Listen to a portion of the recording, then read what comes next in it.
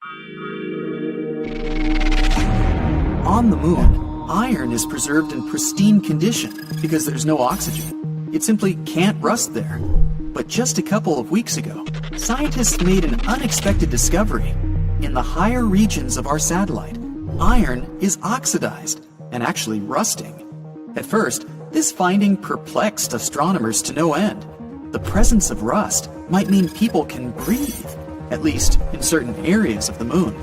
But then, the explanation surfaced. Oxygen might have got to the lifeless rock from our own planet. In the absence of atmosphere, solar winds beat the moon relentlessly, and nothing can stop them. These flares could swoop some oxygen from the upper layers of the Earth's atmosphere and carry it all the way to the moon.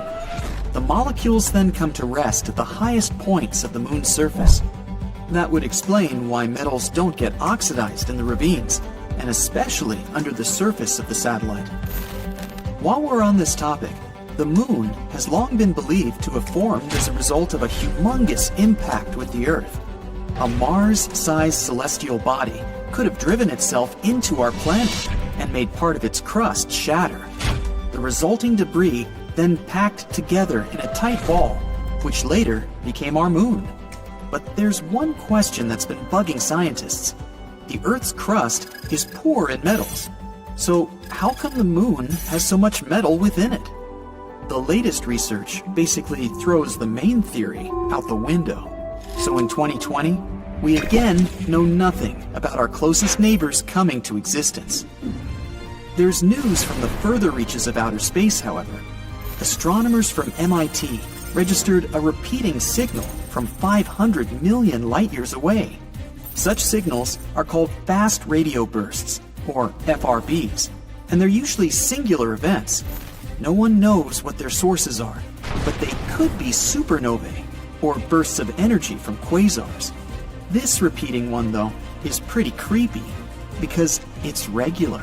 For 4 days, radio equipment captures signals all the time, and then they abruptly stop. But after 12 days, the same pattern begins. 4 days of constant radio bursts, and 12 more days of silence.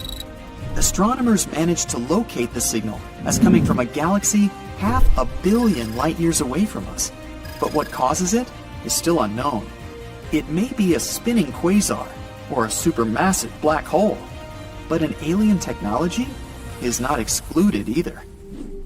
Speaking of which, there just might be about 6 billion Earth-like planets in the Milky Way galaxy alone.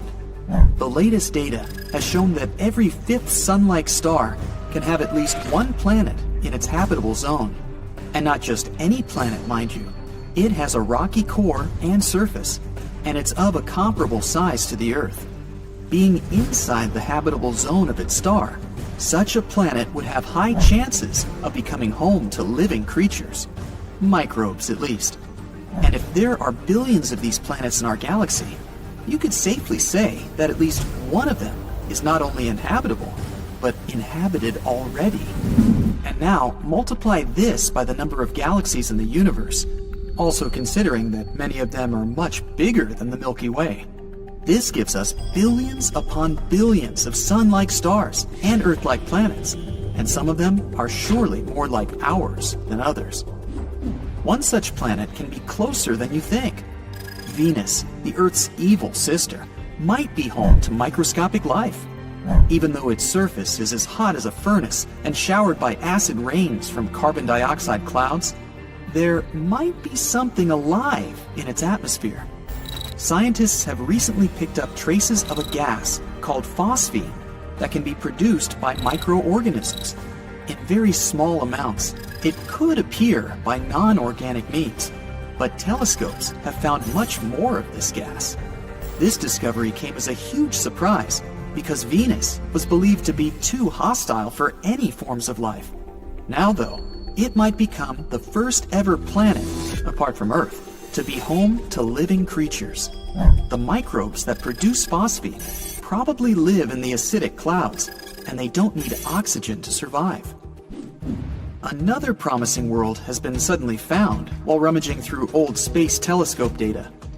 In 2018, astronomers analyzed information received from the Kepler telescope and, as usual, disregarded pieces they didn't think were relevant.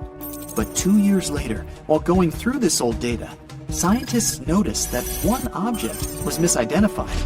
It turned out to be an exoplanet 300 light-years away from Earth, and so much similar to it that it was almost a doppelganger to our home. Kepler 1649c is only 6% larger than Earth, and probably consists of the same minerals. It also receives about as much light and energy from its star as we receive from the Sun. The only problem for now is that the star could flare up too often, making the surface of the planet too hot and scorching its atmosphere.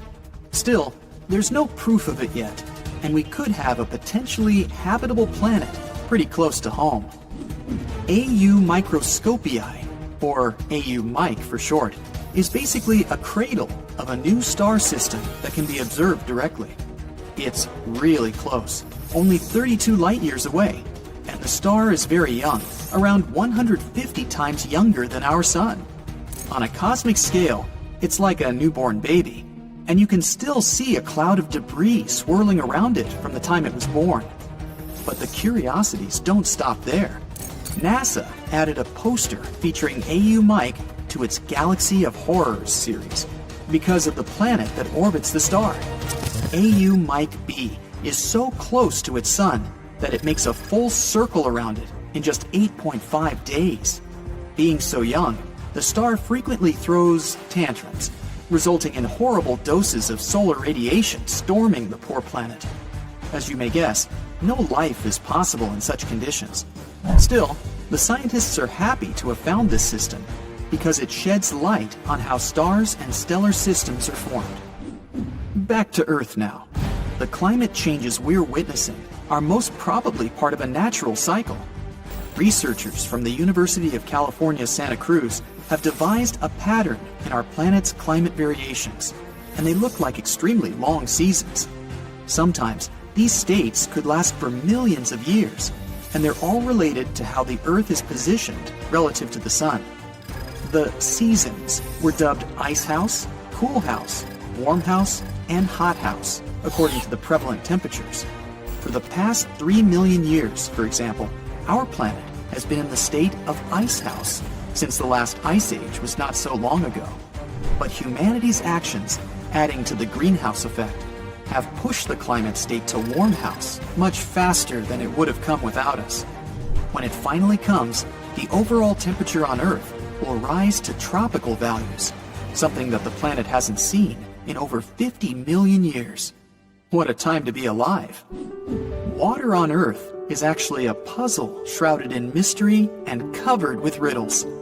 The most popular theory is that it was brought to our planet by icy comets and asteroids that left behind not only mighty craters, but the liquid substance, thanks to which we can now thrive. But there's now a new advance which suggests another scenario. In space, there's a whole lot of organic matter, and under specific conditions, it could yield so much water it would be enough to fill our oceans 1,000 times over. Researchers conducted an experiment in which they heated this organic matter and obtained clear water and oil. If this is confirmed in future studies, it could mean that even oil appeared on Earth, not only thanks to fossilized remains of living beings, but from outer space as well. Remember the huge asteroid that led to the extinction of the dinosaurs? Well, I wasn't around then, but scientists say it could be caused by something entirely different. At least one mass extinction was probably a result of a supernova explosion far, far away from our planet. A starburst as powerful as you can imagine lit the Earth brighter than the Sun one day, and soon its UV and cosmic rays reached the ozone layer of our planet. As they did, the planet's protective cover was burnt away, and everything that was below suffered the consequences. It took the Earth hundreds of thousands of years to recover from that onslaught, and if it happens again, which it might, we won't be able to survive.